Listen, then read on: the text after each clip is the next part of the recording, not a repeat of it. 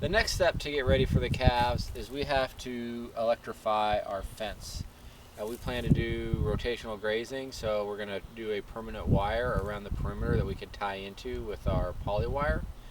But one of the first steps in putting in an electric fence system is you have to put ground rods in. What ground rods do is they allow the circuit to be completed, shocking the animal that touches the wire, because the wire is live but it's insulated from everything else, and what they do is by standing on the ground they complete the circuit to ground, and that is what the ground rods do.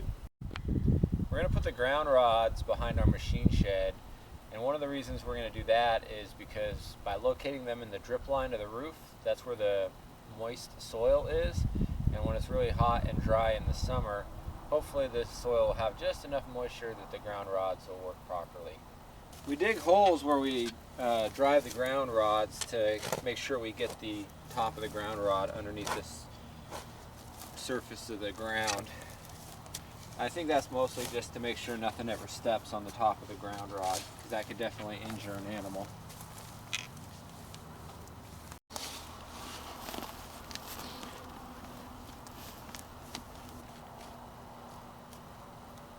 Between the ground rods, they need to be interconnected with a wire.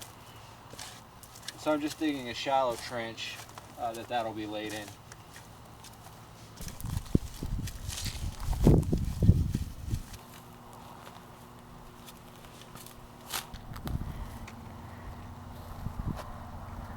For driving the ground rods, I've always had good luck just using my T-post pounder.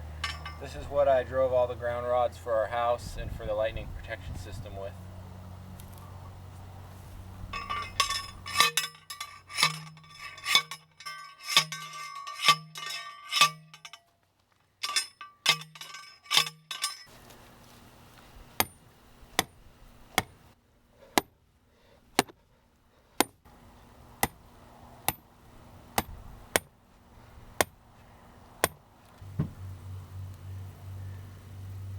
Now that the ground rods are all driven, I can go ahead and attach them with clamps to the wire, interconnecting the wire.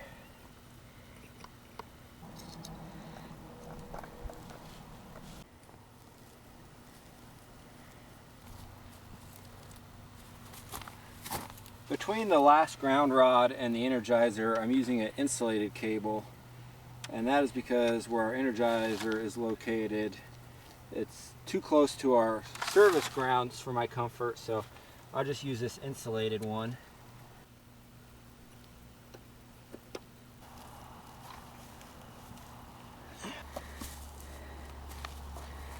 Ta-da!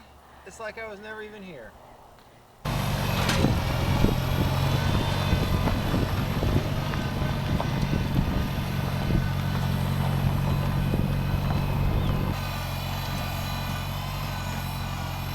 Getting ready to run electrified wire around our perimeter fence. So we got our wagon all loaded full of gear, and we're going to start right here at this corner post and work our way around.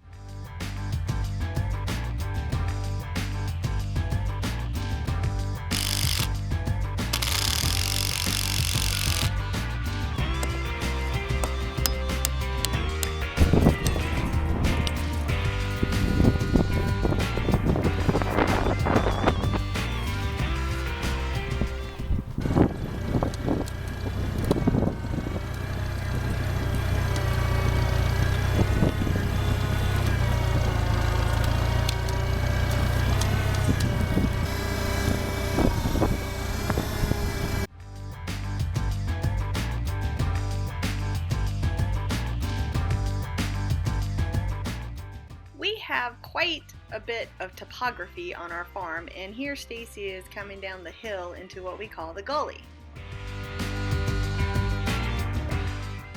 There's the back of our machine shed, and I am on the opposite hill, and there's the gully in between.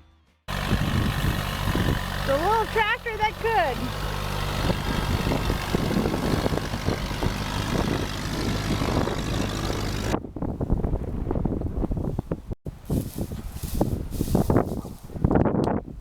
We have a permanent fence around almost all of our farm except for right down here by Blue Creek.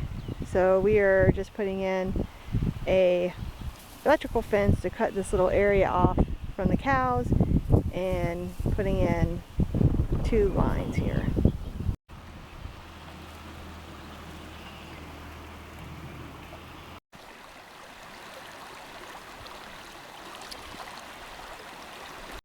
When we are down by the creek, you can just barely see the top of the tree, which is by our farm.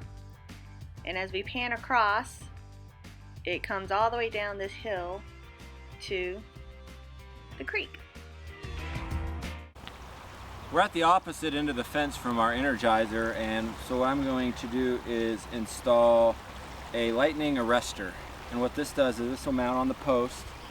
We'll have a wire connecting from the electric wire to this terminal, and then an electric wire extending from this terminal down to a ground rod, which we've already driven. And the idea is, if lightning were to strike the fence and energize this wire, it would arc across and send it to ground rather than blowing up your energizer.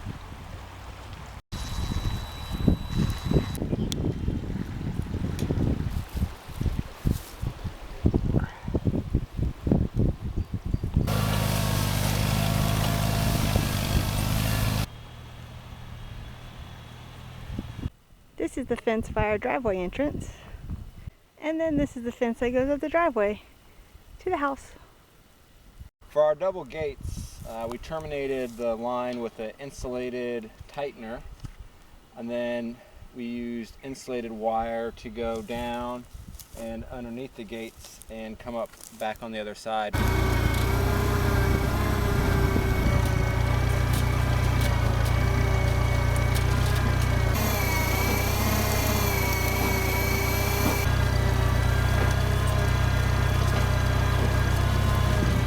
When we bought the wire, originally we got 3 rolls, and I'm like, that should be just enough. But I changed my mind and sent the lady back and had her get us a 4th roll, and it's a good thing we did because we're about 100 feet short.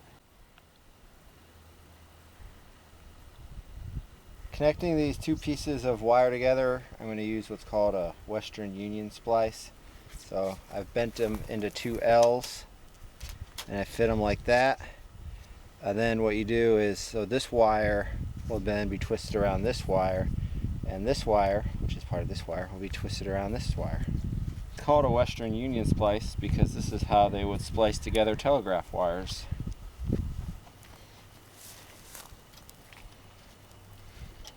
Always buy the special tool. Always. Well, folks, we are almost done with our fencing this afternoon. And I got to tell you how much I love this little tractor. This tractor and trailer really helped with our work today. Can you imagine having to haul all this stuff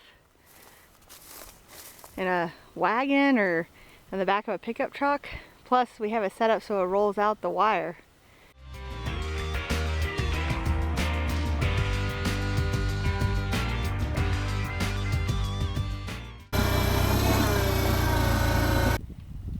And just like that, 6 hours later, we made it back to the beginning. Is that all? That's all.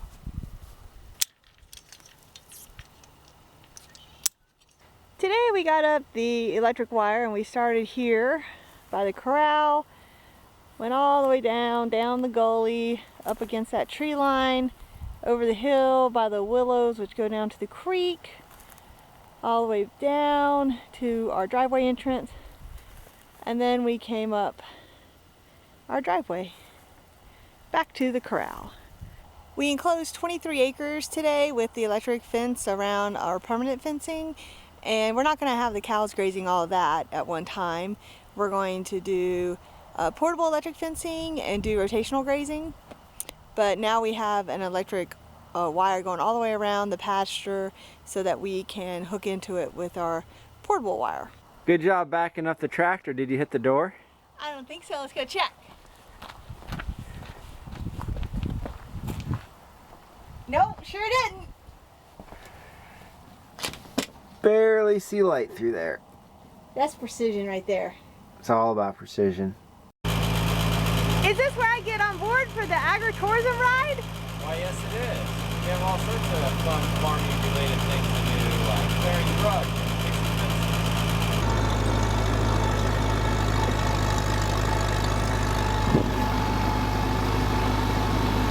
Yesterday we got the wire all the way up around our perimeter fence, but today we have some old growth in certain areas that we need to cut down to make sure that it doesn't touch the wire and ground it out. So we're going to just go around, and we have various implements of destruction to use, and we're just going to take it out.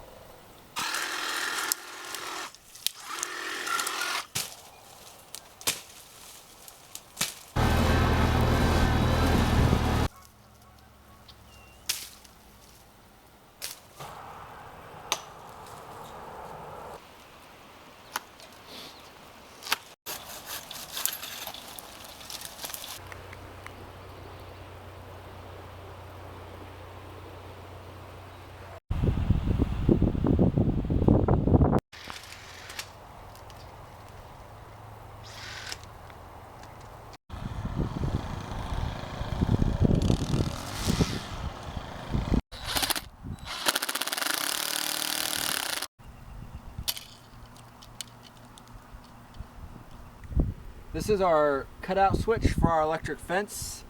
This lead here goes down to our energizer, and then this lead here goes to the fence. And what this allows us to do is to cut out the electricity to the fence without having to go to the energizer and unplug it. Stacy mounted our energizer with a nice little cover, and now he has to connect the wires.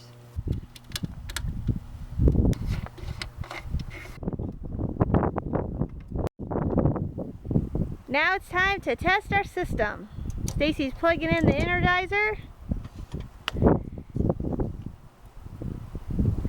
I hear it clicking. It is working here, so now we're going to go test it at the very end of the fence. So we have full voltage all the way around our 23 acres, and our fence is hot, and we are ready to get cows now. Yeah, you want to touch it? No. This is a live fence indicator from Gallagher that we also got. The idea being that you put this on your fence, and as long as it's above minimum animal control levels, it will flash a light, so you'll be able to see from a distance that your fence is working. Oh, there it is, the flashing red light. Means it is working. They say good fences make good neighbors, so hopefully our fence meets the threshold there. It went about as well as I thought it would be. The worst part was clearing the brush. But otherwise, we got wire all the way around our pasture, and we got it hooked up to the energizer, and it will probably shock anything that touches it now. Now that we have our fence done, we're ready to get our calves. So stay tuned and subscribe and come along on our journey.